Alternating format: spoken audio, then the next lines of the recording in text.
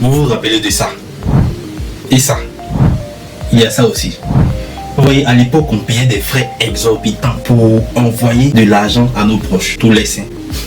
On était vraiment habitué à ces frais vraiment exorbitants jusqu'à l'apparition de ce pingouin, comme par magie. Ce pingouin proposait 1%, vous avez bien entendu, 1% de frais sur les transactions. Et à la suite de cela, les mobile monies étaient obligés de travailler dur pour proposer des services et être proches de ce pingouin en question, jusqu'à même proposer les mêmes fonctionnalités que ce dernier, comme par exemple scanner pour payer et la carte virtuelle. Cette stratégie est aussi appliquée dans d'autres domaines d'activité comme le transport. Dans une ville, pour se déplacer, il faut emprunter les BACA, les taxis communaux et aussi les taxis compteurs. Il y a eu l'apparition des VTC qui proposent un service un peu plus supérieur par rapport aux taxis compteurs avec les mêmes prix.